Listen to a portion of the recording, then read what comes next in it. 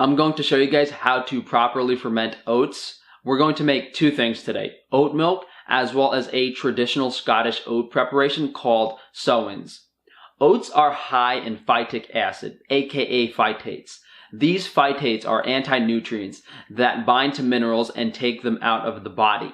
If we ferment the oats, we reduce this anti-nutrient content, therefore making the minerals in the food more available, and it's easier on the stomach, so we absorb more of the caloric nutrition. Oats, as well as grains in general, have been a source of energy in the few recent 1,000 years. Grains have essentially replaced the wild plant foods that our ancestors consumed. As you can imagine, it's much easier to harvest a field of wheat or oats and ferment them than to gather hundreds and hundreds of different wild plant foods. The main reason for this is accessibility.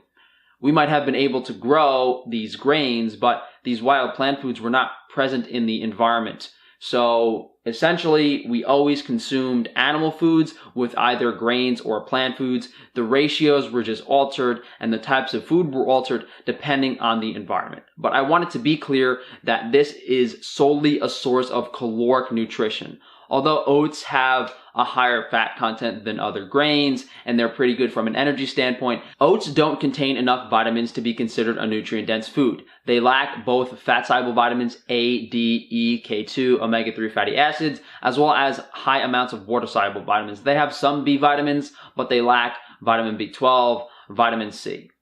This traditional preparation of oats, called sowens, originated from the Scots.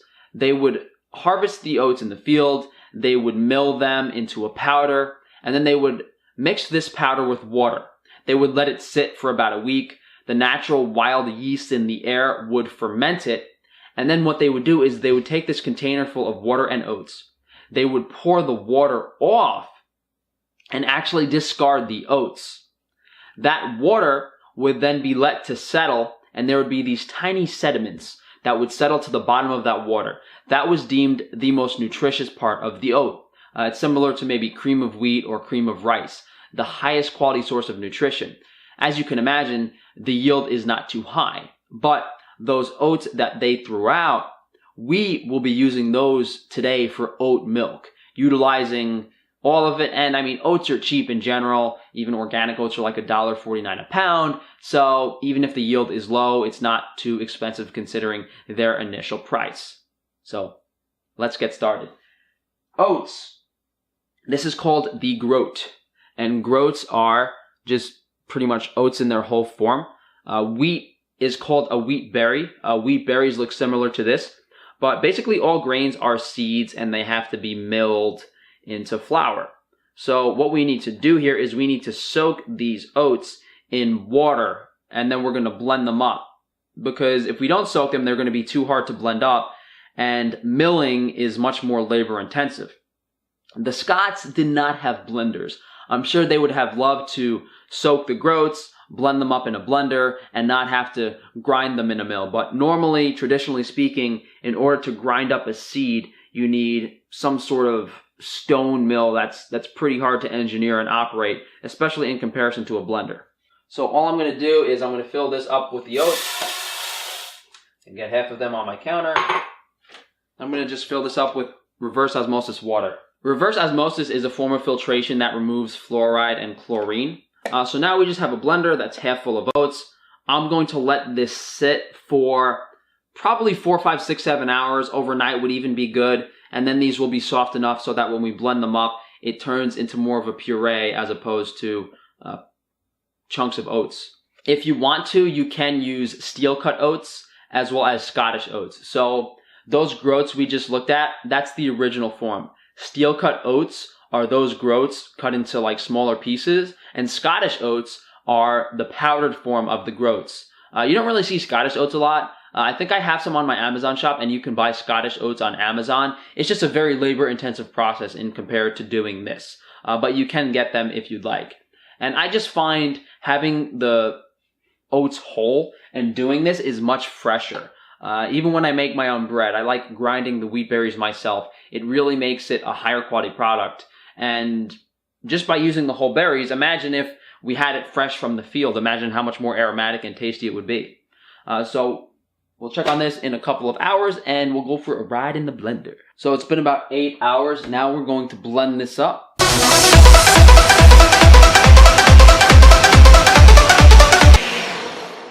Boy, oh boy, oh. Wouldn't a vegan cream their pants at the sight of this? Pureed oats and water. Yum. So as you can see, the texture here isn't too fine. So all we're really going to do is put it in a pot. And then this slop, aka gruel, is just going to ferment for a week on the counter. And once we have the fermentation done, we'll have a low phytic acid slop that we can then use for nourishment. So this is the oat water mixture. It's been sitting in this pot for about a week. Hard to describe the smell of this. It's a lot like yeast, very yeasty. Smells like bread, baked bread, brioche, but pretty much toasty bread, yeasty notes. So now make sure not to disrupt this too much.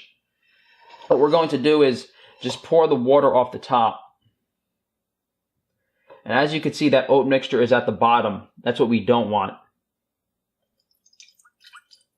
It's okay if a little bit of it comes into this, but for the most part, we just want that water on top. So this, although, yes, it does not look like much, this will be our Sowens in the end. So I'm actually going to put the Sowens liquid in a jar. I think it's going to be easier to see the separation. Once this settles to the bottom, we'll be ready to cook. What's left over is what we're going to make into oat milk. So what I'm going to do is add some water to this. We're going to boil it to kill all the bacteria, and then we're going to strain it to have our oat milk. So you might be thinking, just bring it to the boil to kill the bacteria, but boiling also reduces the anti-nutrient content and makes the calories more available. So 5-10 minutes, maybe a light boil, high simmer, and then we'll be good to strain this into our oat milk. Guys, I've burned oats every time I've gone to cook them. You have to be really careful. I salvaged it, but if you put this on a high heat and leave it for a minute, the bottom will burn. So make sure to be super careful and stay close by and stir it. It's only 5-10 minutes of boiling. The world's not going to end. You can sit here on your phone and stir while you're on your phone. As I've been cooking this, the oats are soaking up a lot of water, so I'm probably going to be adding a couple more cups of water before this is done. As I've been cooking this, I'll probably have to add a couple of cups of water because it's getting like cement. It is. And what is it?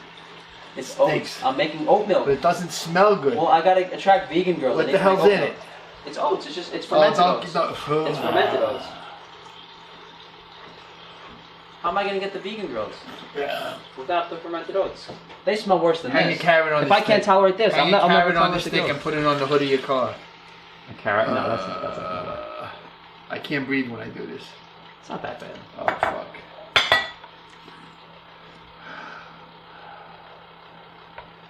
I can miss that mixing. It's fine. We'll throw it in the blender and we'll have our oat milk.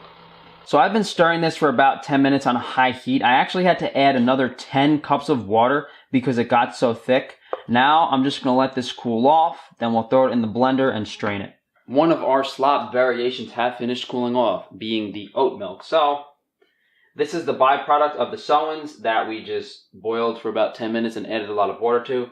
It's very gelatinous and thick, so I'm probably going to add quite a bit of water to this blender. So in here I have 2 parts oat sludge to 1 part water. We want a really thick, heavy nut milk.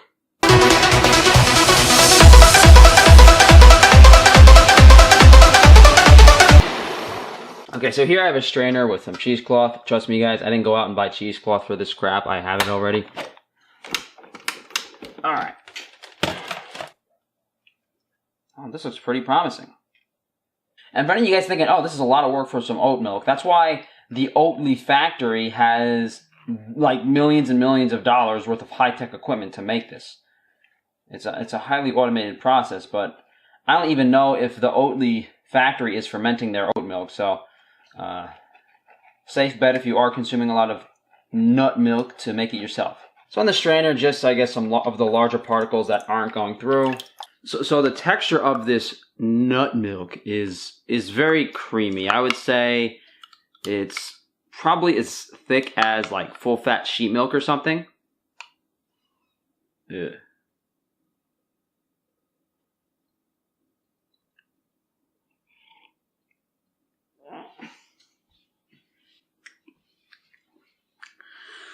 I mean, honestly, it tastes like what it is. It tastes like you boiled some fermented oats and strained them out. It doesn't taste good. It's very sour. It has a slight oat flavor. Would this be okay in a coffee? Maybe. Definitely not on its own. But since we're a vegan, we wouldn't be consuming something without adding unnecessary amounts of seasoning to it. So let's add some stevia and vanilla extract to this to see what it tastes like.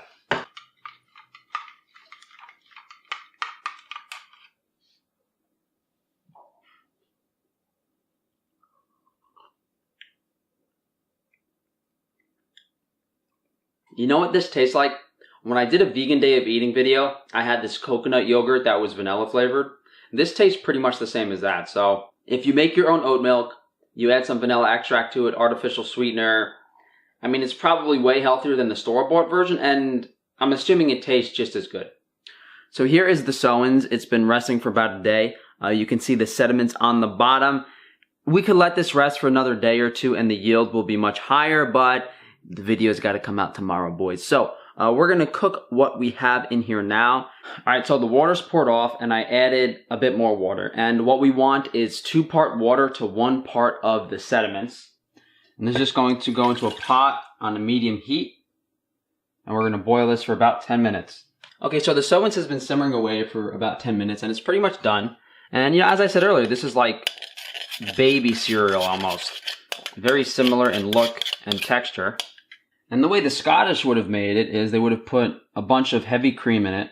Here I have some raw cream from a local farm, raw grass-fed. Completely different food than the stuff you get from the supermarket. And I'm also going to put in a pinch of salt. Okay, I'm just going to stir up the cream into the Sowens. This pretty much looks like some sort of white soup. You can mix butter into this, maybe a little bit of honey too. But this is the traditional preparation. At most, they would have added, a tablespoon of cream and a pinch of salt.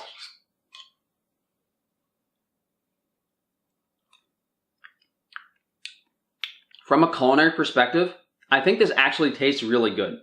You have the sourness of the oats. It's mellowed out a little bit by the cream. And the salt really brings the natural flavor of the oats and the cream out. I mean,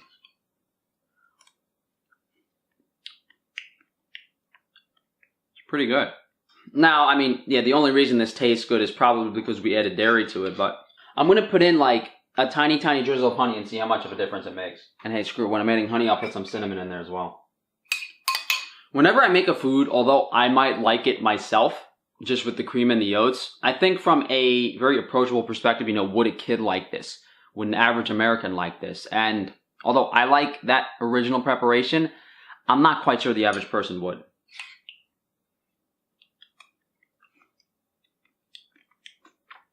Yeah, you add just a tiny bit of honey, half a teaspoon, and some cinnamon to this, and this would be great for kids.